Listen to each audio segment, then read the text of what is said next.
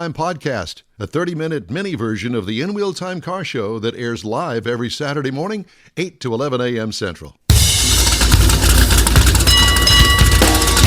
You've got the In-Wheel Time Car Talk Show, if I hit the right button here. Coming up, we talk to Sarah and Scott about the upcoming Texas Muscle Car Club Challenge. If you don't know what that is, they're going to tell you. Jeff will bring us some of his car culture with road trip arguments. I know you've never had one. No. Mr. Mars reviews the 2025 Subaru WRX TS. Howdy. Along with Mike Out of This World Mars, we always need more Jeff Dziekan. I'm Don Armstrong. Hey, thanks for joining us. David Ainsley's out today, but he'll be joining us. Let's see, his next opportunity is going to be the Hemi Hideout. We're going to be doing a remote broadcast from the Hemi. Mm-hmm. It's going to be always on fun. April the 5th. April 5th. April 5th. That's, 3 weeks, 4 weeks, something like that. It's a month before Cinco de Mayo. And I know that we're looking forward to that at Los Tios. We always like to celebrate there. Yeah. Because it doesn't take that long for the ambulance to get us home. Or the sheriff. Well, hopefully the sheriff's not going to be involved. We can invite the sheriff. All right. Do we have our guest yet, Mr. Morris? He's working on it. Okay, fine. A little glitch in the glitch. I've got some recalls to tell you All about. right. We're going to start with this story about recalls. Ford Motor Company CEO Jim Farley's total compensation fell 6.1% last year to only $24,861,866 after the automaker failed to meet quality and electric vehicle sales targets. According to the automaker's annual proxy statement, Farley's base salary was unchanged at $1.7 million, while his stock awards increased about $300,000 compared with a year earlier because of an accounting formula change. Oh, yeah. They're going to Creative spend it some accounting. way. Quality remains an issue with the company. The company has said it sacrificed some profits last year to improve launch quality. And Farley said the next few years will be critical in Ford's quest to drive down warranties. So, with that in mind, we start with the recalls. The Ford Maverick for 2022 being recalled because of a loss of drive power from undetected low battery. Ford Mustang Mach-E 21 to 22 model years, high voltage battery contactor may overheat. We continue on with Ford Motor Company with a high voltage battery short circuit in the Ford F-150 Lightning battery electric vehicle 22 to 24. Trailer brakes may fail on the Ford Expedition for 2022 and the Ford F-150 21 to 22. The Lincoln Navigator, a Ford product. Exterior mirror LED lights may cause a fire from 2015 to 2017. And we move on. A lot. Because next we're going to talk about more recalls from the Ford F-250, 350, 450, 550, the Ford Maverick, and the Lincoln Navigator, all for 2022. Then, software error may cause loss of drive power in the Ford Escape for 22, the Ford Maverick 22 to 24, and the Lincoln Corsair for 21 through 22. Wow. And, we're not done. Ford F-250, 350, 450 for model year 2023. Incorrect rearview image may be displayed. That's a huge truck. The 450. It is. Wow. But incorrect rearview camera image I was focused on. So what does it that shows up there? Is it a grandpa's image that shows up on the display? Is it upside down? Is it not focused? No, I think it's an image of Mars without his shirt on and no haircut. Then we have that's a recall. The Ford Maverick for 2022-23, instrument panel not illuminated. Ford Maverick for 22, unintended brake light illumination. And finally, the Ford EcoSport is being recalled for 21 to 22 because of loss of drive power from a disconnected axle shaft. You think they got a little work to do up there in Dearborn? All the 22s, they're just now discovering it. 3 years later. It's not a good time up there, and poor Jim he's hurting. $18 million, yeah. Yeah, with his big salary that he got last year. Amazing. Hey, Jim, how about working on that for us? Can we do that? How are we doing over there, Mars? He's working. Well, we're going to try and reboot him one more time. Oh, God. All right. Well, while you're fiddling with that, yeehaw. Let's do the Hemmings.com sold cars roundup, shall we? I think we've got that. Let me back this out. Yeah, please do. There you go. So I have some very good cars this week that we're going to play the little game. And Mr. Mars, he's going to have to just pause and wait for those people to get back online with us. They might want to go outside. I don't know where they are, but if they're inside, telephone signals seem to be a little weary down there. Depending on what city and all that good There stuff. they are. Okay, so here's our first, Mr. Mars, I need you to pay attention now. Paying attention. No, pay attention to this. I am. I'm Okay, listening. so this is the Hemmings Sold Cars Roundup. So what we do is we take the cars that were sold on Hemmings.com, and we let the boys guess at what they were sold for. So first up the bat is a 1969 Cadillac DeVille. Convertible. Yeah, look at that. That's a pretty car right there. It is. It's big, too. 69 Cadillac DeVille. What do you think that thing sold for? I'm going to go right out of the box, $17,000. Mars, what would you I'm think? thinking 12, the max. Okay, $21,000. Mars, you lose again. That would be worth it. Looks like it just rolled off the showroom floor. White interior. It looks like a dark blue or black exterior. It's nice. Next one is the 1994 Chevrolet Blazer. Okay, it's a Blazer, two-door Blazer. It's got some aftermarket side steps on it. I don't know how many miles it's got on it. I didn't go that deep with Quite it. a few. 94 Blazer. How much do you think that sold for? $6,000. Really? Yeah. Okay. Mr. Mars, would you like to give that a shot? Yeah, I'm going to say 12. It sold for $21,000. What? Come on, they don't make that anymore. Well, That's yeah, the but that's the old 94? school. That's the old school. What looks like today would be the Tahoe, but it Right. would be the two-door version of it. That's, man. This was the one that raced O.J. Simpson down the freeway back in the day.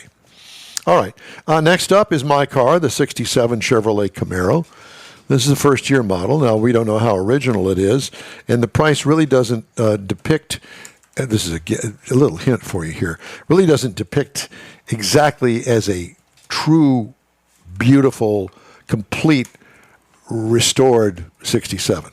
So with that in mind, what do you think a 67 Camaro, white, with beauty ring wheels on it, what do you think that sold for? 14. Oh, come on. 20, Well, you said that's not 20 representative of it. 24. 46.2. Oh, well, that's. What did I miss? It was an SS or an RS? Well, he said he didn't know. I mean, it's got some emblems on the side Well, of it there, but whatever. Come on, you got to give it a little, just because it's a 67, first-year model. Okay, next up, the 71 Buick Skylark. Priceless. This looks like a GS. It's a turbo, it looks like. So a 71 Buick Skylark, I really like this car. What do you think that sold for? It's all shined up and pretty and looks like it's stock. 32. 32. Mars, you want to guess that one? I was going to go for 28. How about 42? Golly, man. Come on, Mars. Okay, moving on for you rednecks out there, a 1994 Ford F-150. 94 Ford F-150. It's all shined up. Looks pretty good. Looks like it's a four-wheel drive. I'm not quite sure. It's clean. It's a single cab, because back then I don't think they made double cabs. 94. What do you think that sold for? I'll let you go first. 15. I was going to go 14. 14,963. Ooh, we'll split it. Right between you two. Okay. How about a 69 Pontiac GTO? What do you think that sold for? Ooh. Pontiac GTO. Come on. Aftermarket wheels. I don't like 69, so I'm going to say 40. Okay. Well, that doesn't have anything to do with the price, whether you like it or not. 32. 32. 38,850. Ooh. Getting closer. You are getting better. And this is for Jeff, 71 Lincoln Continental. Oh, boy. Look at that. It's got a roof on it. Probably from American Sunroof.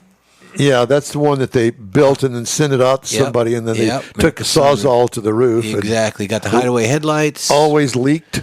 But at any rate, what do you think that sold for at auction from Hemmings? 71 Lincoln Continental. It's a hardtop two-door. 21. 16. 19,425. Okay, we're getting down here to the best of the best. This is second to the last. This is a 1979 Volkswagen Cabriolet. It sold, it's a convertible. It sold for how much, Jeff Dziekan? $11,000. 20. 23 $625 is what it sold for.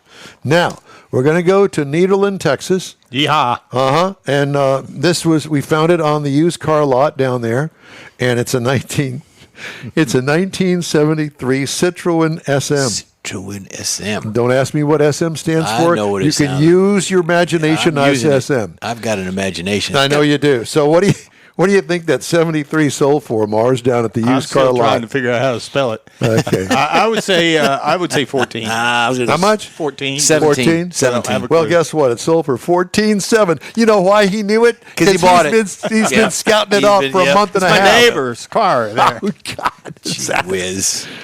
So that's this week's Hemmings used car sound. All right. All right. Well, it looks like we've somehow finagled some sort of a deal here with the Don't Texas ask. Muscle Car Club Challenge. Don't ask. We got them. That's it. Was it your problem, Morris? I'm not sure. Sarah and Scott are on the line with us. Good afternoon. Well, depends on where you are, but we're just going to call it a morning afternoon. How's that? It's lunchtime. Well, mid-morning. Okay, mid-morning. We'll go with that. How are y'all doing? I'm good. Yeah, we finally hear you. Well, you're not at the drag strip, so apparently it's not that good, and you're talking to us. That's next weekend. That's next weekend. Okay, We so open next weekend. tell everybody what is the Texas Muscle Car Club Challenge. Let's define it. Good. Texas Muscle Car Challenge is the largest club-on-club drag racing association in America. Clubs will compete against each other, whether it's a small club with 3 or 4 cars or a large club like ours that has 30 cars. It's divided into different categories depending on the size of your club. 5A is the largest, 3A is the smallest, and then we have a 4A, which is in between.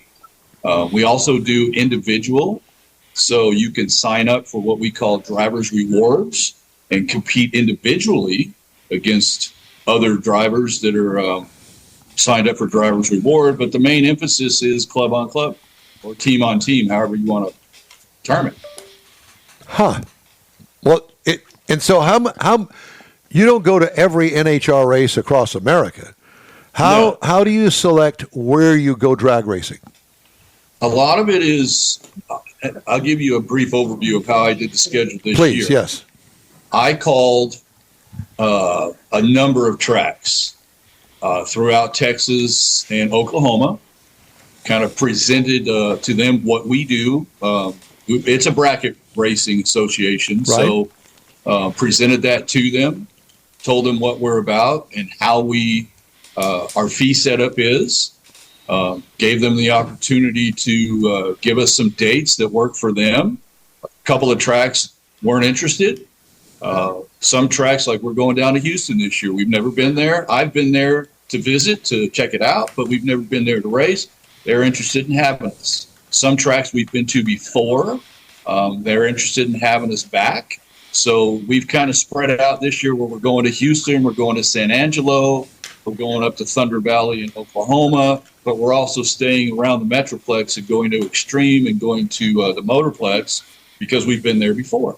So that's kind of how we, like I said, a lot of it's up to the track if they have open dates that work for our schedule. We don't want to race in July and August. It's too hot. As you know, the tracks get greasy when it gets hot. So we're trying to avoid those months, so to speak, unless we absolutely have to. And this year, everything worked out where we're not racing in July and August. So when's the first race? First race is a week from tomorrow at Extreme. We open up on Sunday, the 23rd at 9 a.m. And then the week after that, we're down in Temple at Little River. Now, Extreme is south of Dallas, right? Excuse me? The Extreme Raceway, it's located south of Dallas? Extreme Raceway is located in Ferris, Texas. Yeah, right. Okay. Yeah, on I-45 down South Dallas. Okay. I would say it's about 20 minutes north of the Texas Motorplex, so they're pretty close. Very good. Interesting. Okay. And is it an eighth mile or quarter mile? That track is an eighth mile. The only quarter mile tracks we have this year are Thunder Valley is a quarter mile up in Oklahoma, and the Motorplex is a quarter mile, of course, down in Ennis. Yeah. Well, it sounds like ton of fun. I don't know why you wouldn't want to join up and as opposed to going as an individual. This way, you've got other people that not only you compete against, you compete with. And Right. it rings all the bells for me, being a longtime drag racing enthusiast. And so I assume that you guys have a set of rules that we all have to live by to race in your league. Yes, the rules we adapt. Most of our rules are from NHRA. We have a few that are our own. The basic rules are safety-wise. We don't want anybody to outrun their safety equipment. Yep. So if you have a fast car, we want to make sure you have the proper safety equipment, whether that's a helmet, whether that's a fire suit, roll cage, whatever. And we check. We don't just, go by the honor system, because as you know, racers will find any crack they can. Do you hear my laughter? Yeah, Do yeah. you hear the laughter? He's The chuckling. Yes. honor system. Okay, yeah. Hey, Once an all hour of race, I go check. all of the regular Lay's potato chips seem to be gone this week out of the honor system, and there's no money in the kitty. What gives? Somebody stole the Lay's. That's it's funny you say that, because I say it's kind of like you leave a cookie on the counter, tell your kids you're going to be gone for a couple hours, and hope that cookie's there when you get back. That ain't going to happen. Yeah. Yes, because we know how we are. Right. Yeah. And technically, if I had my way, and I've been doing this a very long time, everybody, regardless if they're in the stock class or in the fastest class, would wear a helmet.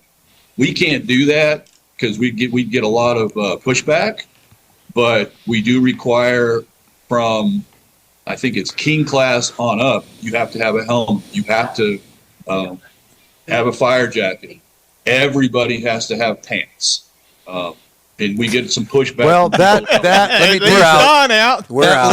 that leaves Jeff Dziekan out Yeah, because we're he out. does not wear I pants don't wear ever. pants, so. no. Yeah, I mean, I'd race naked if they let me.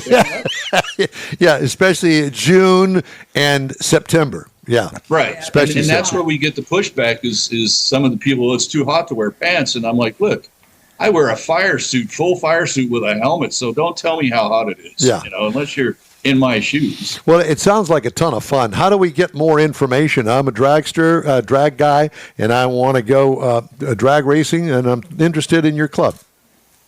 They can go to our website, which is tmccc.org.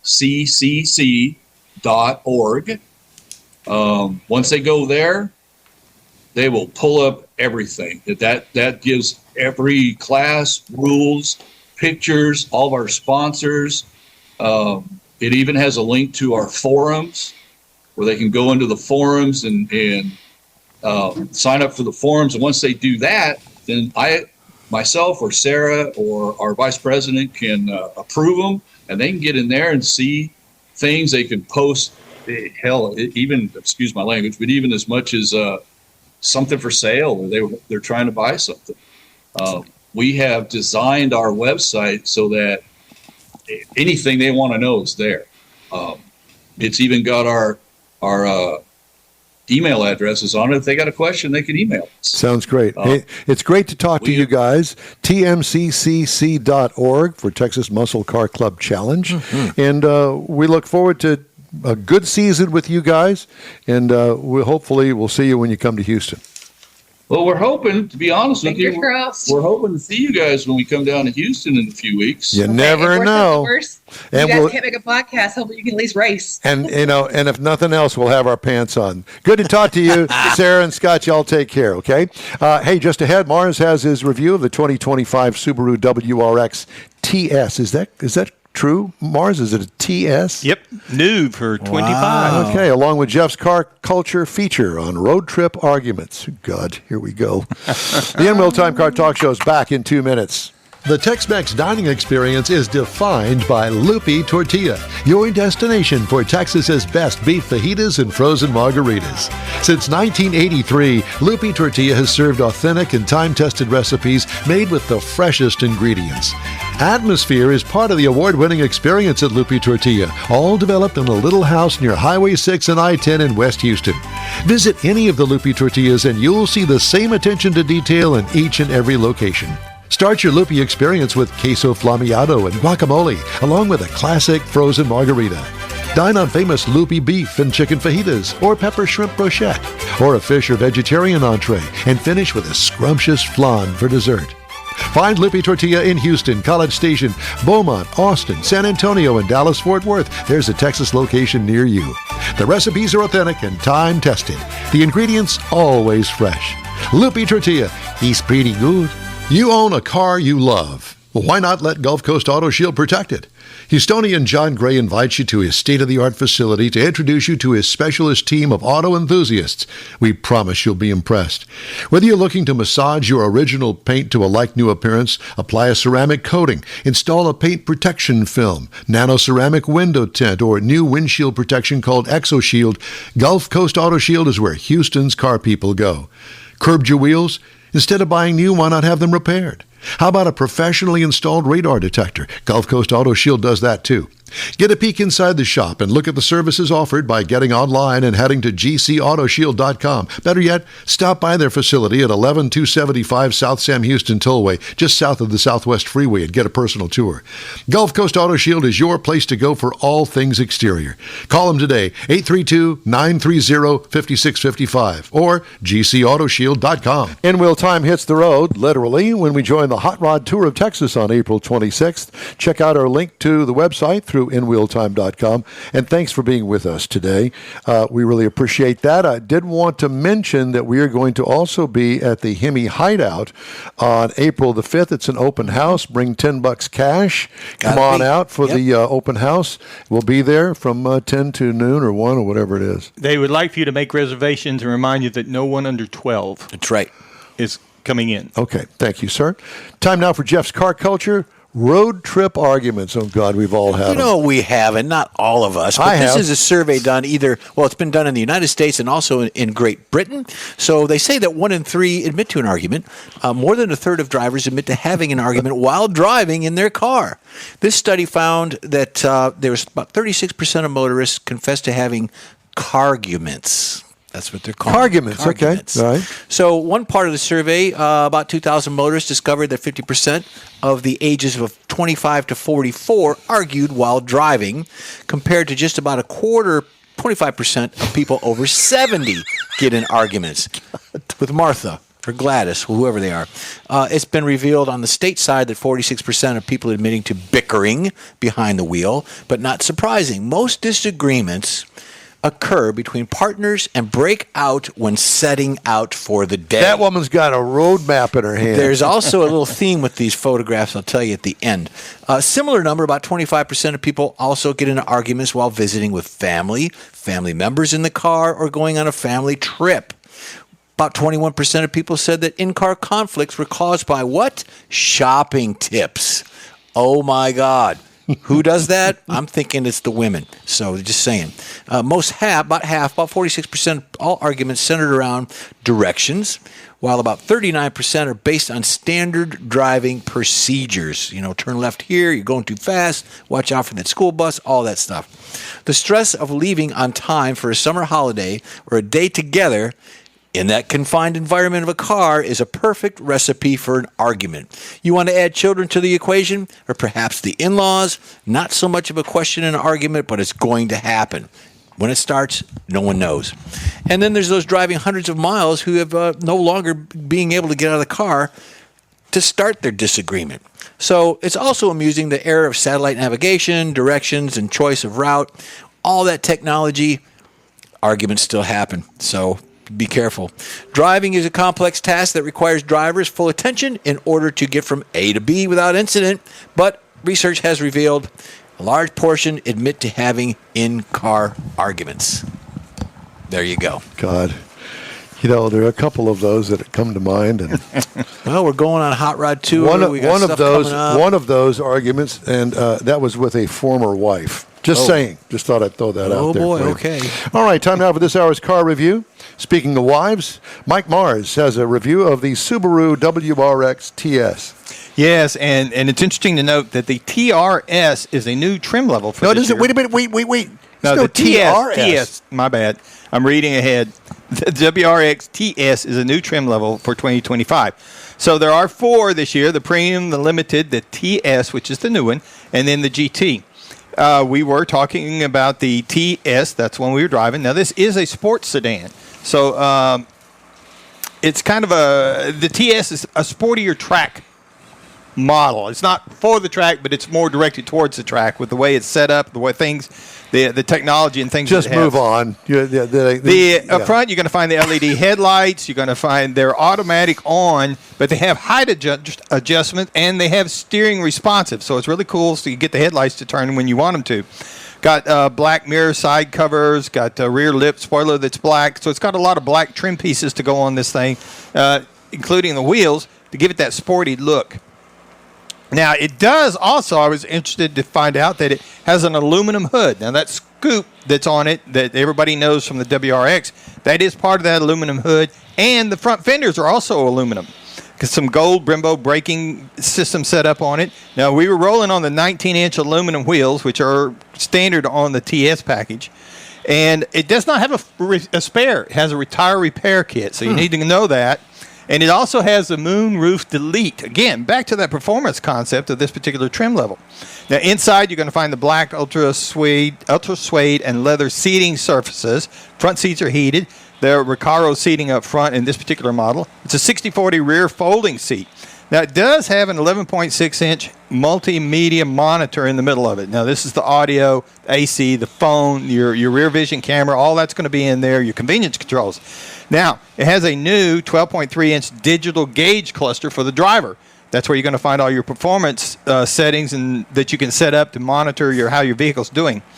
Now, there are a lot more controls in this vehicle, but some of the other manufacturers are doing the same thing. They're burying them down in. You got to go down into that monitor in the middle to find some of these things that normally, or you used to be able to find them on a button. So you got to do a little dig in there. Harman Kardon audio system, 11 speakers with a 500-watt amp is more than enough to fill this thing up with nice sounds. 2.4-liter turbo flat boxer type engine, 271 horsepower, 258 pound-feet of torque. We had the 6-speed manual transmission, which it was really nice to get into a manual after running automatics for so long. EPA, I didn't get a Monroney with this vehicle, so I had to do a little digging, but it appears that the EPA should be looking at 19 on the city, Highway 26 combined for 22. Now, I drove this vehicle 352 miles, and I got 23.7 out of it, and I was very happy with that with this vehicle. Sport Tune suspension does have several different modes, including comfort, normal, sport. The sport seating will wrap around you, hold you in place if you're going into the curves a little bit much. This is not a drag car. If you want to play with this car, you want to get out to where there are some curves because you got all-wheel drive with very responsive steering. Now, the premium, the base level on it is $35,750. The TS trim level that we were dealing with is $45,750. And again, I did not get a Monroney, so I don't have an MSRP specifically for this vehicle. But something you can look at to compare it to is the Volkswagen Golf R, $48,325. Toyota GR Corolla, $43,529, and an Audi S3 is $48,700. So these are all small sports sedans that you might want to look at if you're looking for something in that very competitive segment. Thank you, sir. And Will Time Car Talk Show continues after this. Pro-Am Auto Accessories has been serving Houston's auto enthusiasts since 1984, providing world-class products for sports cars, European sedans, and American muscle. Pro-Am is known as the place to go to find exclusive and hard-to-find parts and accessories. Pro-Am is one of the very first distributors in the USA for brands such as Recaro, Redline, Momo, Corbo, and Simpson. Located in the heart of Houston's premier retail and service corridor, the Galleria area, Pro-Am's walk-in storefront includes an 8,000-square-foot warehouse, showroom, and installation bays. Pro-Am not only sells parts and accessories, but also offers installation and service. Pro-Am is now reaching a worldwide audience through Pro-Am.com, taking its local reputation to the rest of the world. At Pro-Am Auto, you'll be dealing with a small group of professionals who truly want to help you with your automotive needs. If you don't see what you're looking for on the website, call and Pro-Am will lend you a hand. Pro-Am Auto, 6125 Richmond at Green Ridge in Houston's Galleria area. Call them at 713-781-7755. It's time for the 47th Annual Corvette Chevy Expo in Galveston, Saturday and Sunday, March 15th and 16th at the Galveston Island Convention Center. This premier indoor event features iconic Chevrolets, from classic Camaros to America's sports car Corvette. See over 135 displays, automotive vendors, and unique finds at the expansive swap meet. You'll also see the all-handmade Galveston Craft Show, featuring over 100 local artisans. Be part of the Chevy celebration, March 15th and 16th. For tickets, visit CorvetteChevyExpo.com. Mecum Auctions, the world's largest collector car auction company, returns to Houston, April 3rd to the 5th at NRG Center.